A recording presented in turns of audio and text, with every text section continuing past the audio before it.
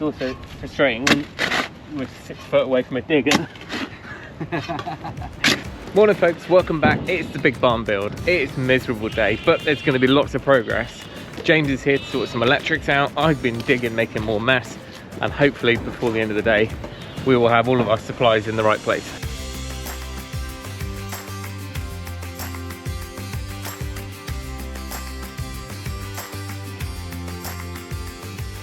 So excuse the wind, hopefully you can hear me okay. You might remember about a year or two ago we extended our main supply from the big old stone barn over there where our power comes into the farm, and we laid this 3-phase cable. We'd now dug it up. We knew that was going to happen, so we fortunately remembered where it was and dug up the tape. Got to a point where now we're going to remove it from there. It's going to have to go into a kind of a mid-ground temporary space up on the other side of this cladding on the inside, just so we've got somewhere to keep power to there, but obviously it also supplies power all the way to our cabin, which is where we live, so we didn't really want to interrupt too much, although the power's off for the day. So this is going to go across and up there, and then we're going to have a permanent, we've got that armor cable which goes from here all the way to the cabin. We're going to have to keep that above ground for now, which is fine, we'll clip it. But then what we wanted to do is make it future-proof by having some ducting underneath where the driveway comes down. We'll get that nice and deep, but it means that we'll be able to pull new cables through, and also that when the cabin is gone, that cable can be repurposed for vehicle charging or outdoor lights or anything else we need over that side. James has bought the biggest spade he could find. So this is where we had a big wall going along here, so this is where we had the supply going to the cabin. This all got to come out, disconnect it. It'll run above ground in a temporary, probably in some ducting for now, and then it will go underground at this point. We'll just cap each end of the ducting, and then that way we can future-proof it.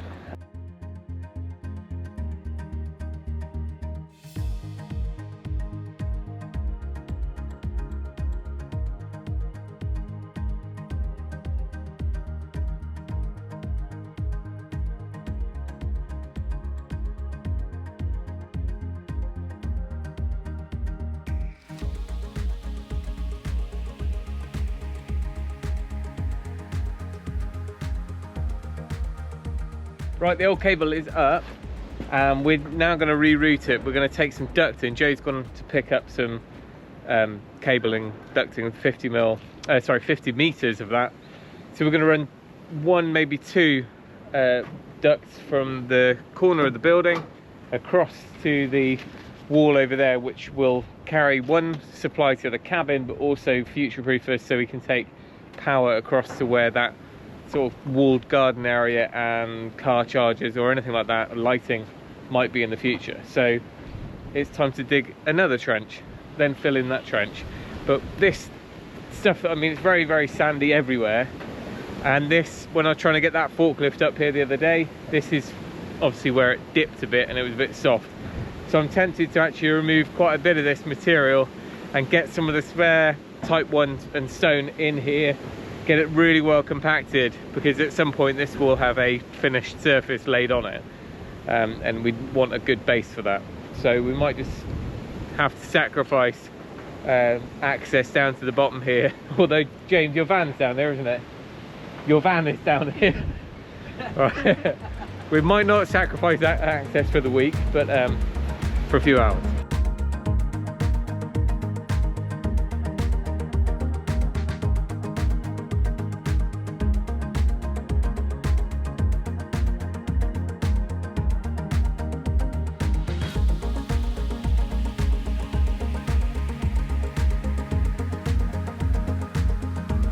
I've made a start on the trench. We're going to go from here and we're going to go straight to that corner, and while I'm doing that, James is putting up the temporary board. He's moved it from where it was here on the other side of the block wall. Instead we're going to come above ground because we had enough slack. We've got to come in and just come straight through there. That means we've got plenty to work either side. I can move it, dig out all this ground, put in the new footings, and it's not going to get in the way. So I'll leave James to work in the breezy barn, and I'll chuck myself up inside the digger.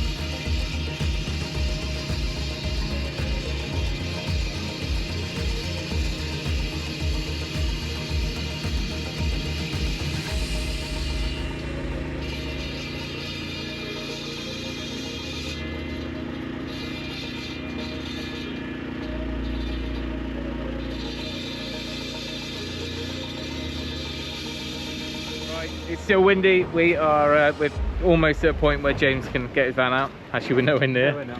We're nowhere near. We've dug the trench, and we're about twice as deep as we need to be here. But I was just trying to keep it level on the bottom. So it's coming up just at the start of that wall, so we can bring it up vertically, and in the future we can take it through the wall. This is deeper than we need, but just sorting out where it's collapsed. And then we were down on then we would hit a load of bedrock and sandstone here, so we've had to get the pecker out, break all that. Now we're digging the last bit, so we've got a bit of a snake coming through to avoid footings on the slab, but we're getting there.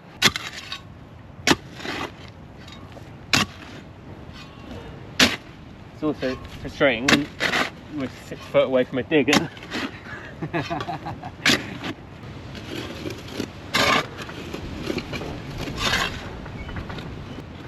It's alright when in the morning you wake up and you're fine, aren't you? Yeah, I know. But after 2 or 3 hours of digging, that's... Oh. 10 years ago I could do it and not feel that bad. Now I'm like, ah. The weekend I was like digging and raking out that veg patch. Yeah. The next day I was wrecked in agony. Yeah. Right, ducked in then. It's smoother on the inside, isn't it? Yeah. Yeah. Oh no, not much. Oh, it is.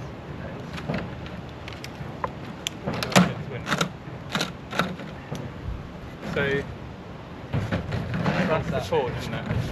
Yes. Which we can tie a blue rope onto. Yeah. Leave one in and one. Yeah. Right, you can give me, you take, if you want to walk it off. I think if you end up doing that, it'll, Yeah. We got enough slack.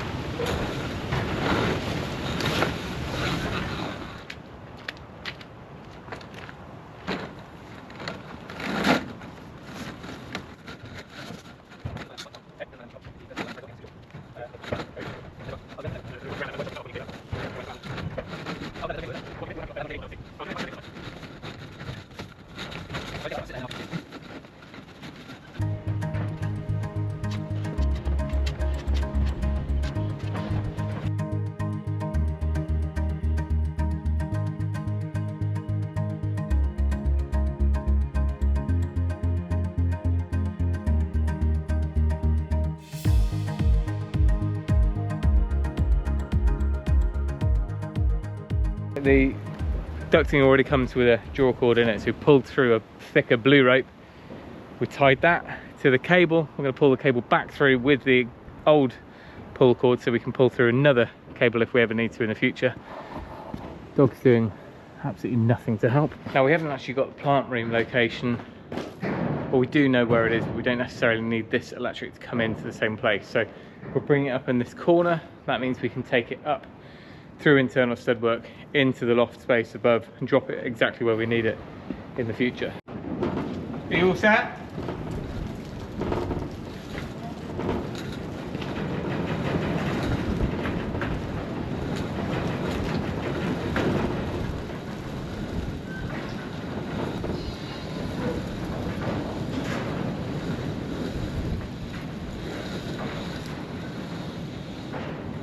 Yeah.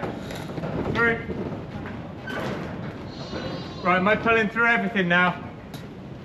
Now, as part of future-proofing the cabin build last year, we left about 10 meters of armor cable coiled up under the cabin. We're going to pull that through and leave the excess down this end.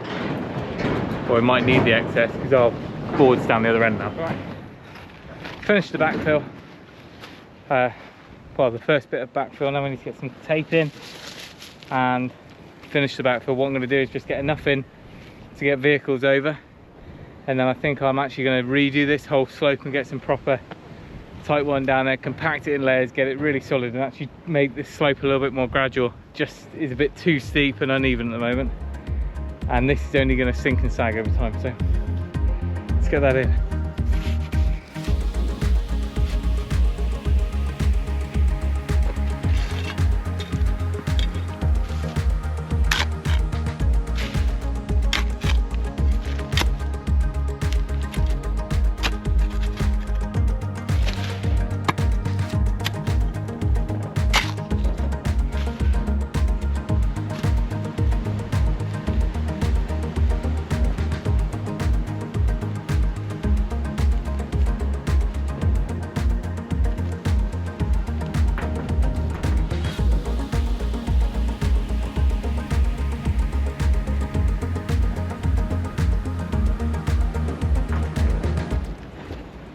Good, that's in. My trench is far too deep, as usual. Let's get back filling.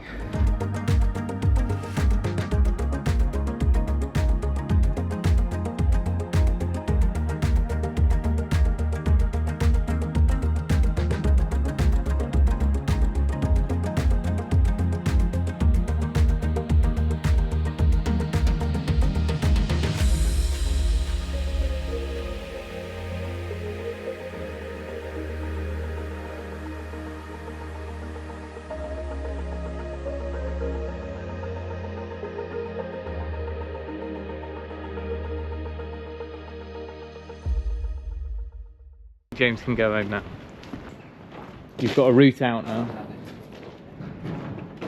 So the idea of putting it up on the boards above is so that we can come in next week and I can start removing the concrete walls where the new timber framing is going to be put in. That top section will probably stay in place until, well, at least until we've got the slab down and we're ready to do the floor. It might even stay in until the roof starts going on, or this roof comes off. It just gives a bit of extra protection, and we need to take all those boards off and preserve them somewhere in a barn, because a lot of that we have to reuse as part of the planning conditions. But there we go. So the new supply is going to be up there. That means that the cabin can be reconnected, and what we've done is just run it over the top. We'll clip it up to the purlin, and then it goes down through that ducting up and then carries on round where it was before. So the idea being that we can disconnect this and reroute it to when we've actually finally decided where the plant room's going to go, or at least where the electric's going to be, then we can run it straight through to that duct. If needs be, we can actually join that duct. We've got the joining piece, so we could extend it through further, or we might just bring it up in that place, up into the loft void, across, and drop it down into our plant area. What a day. Fortunately, James was able to get out. I've managed to get it back in working order, the ramp going up, but I do think I'm going to spend probably the whole of tomorrow tidying up that whole area. So that's our cabin supply, which will be outdoor supply vehicles, whatever it might be in the future. So that's just future-proofing it. And we've got a spare draw cord. Now the chances of being able to pull anything else through here are slim, because of course this is probably around here now. So we'll just dedicate this ducting to this cable, and we've got this spare one there. That'll be more for any other cables that we might take through. I know you're probably meant to have a different colour for networking or CCTV. I think they're all colour coded, but if we had to pull anything through, at least we've got that there and we can label up each end.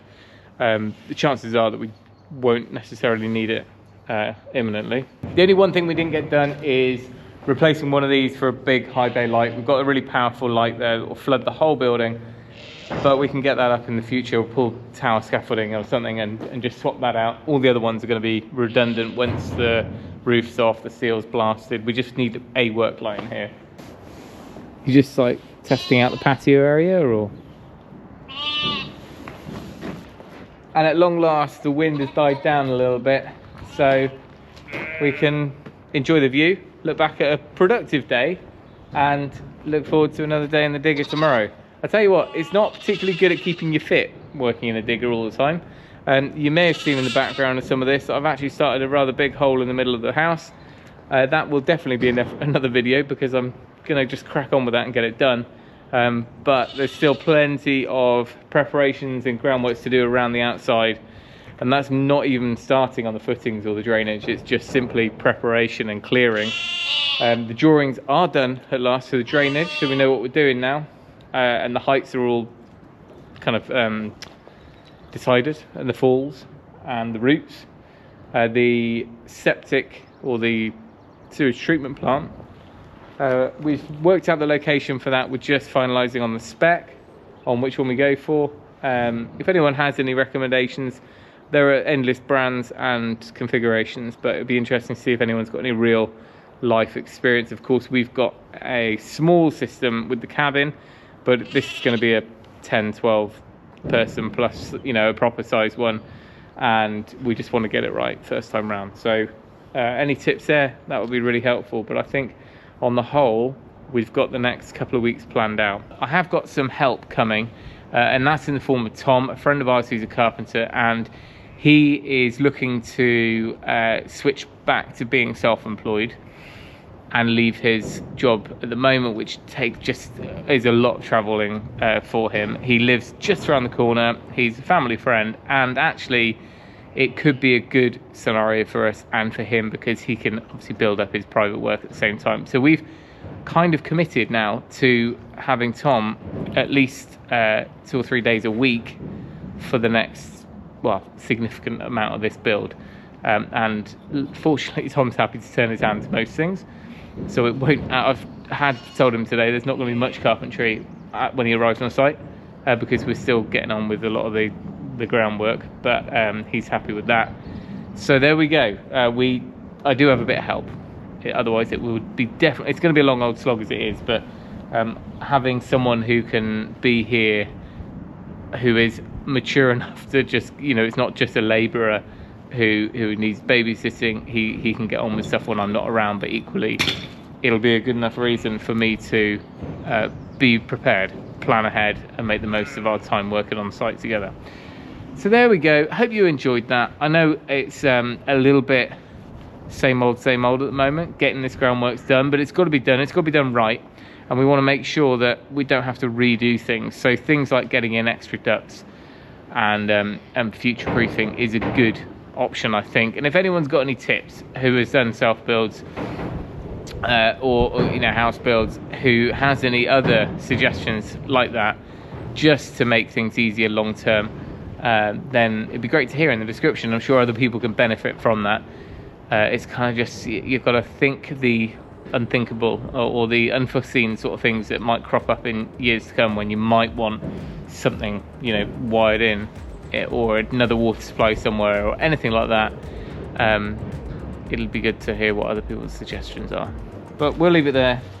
I've got to go in, get some videos edited. Thank you for watching. Thanks to James for giving me a hand today. Remember, if you can, do it yourself, and we'll see you next time.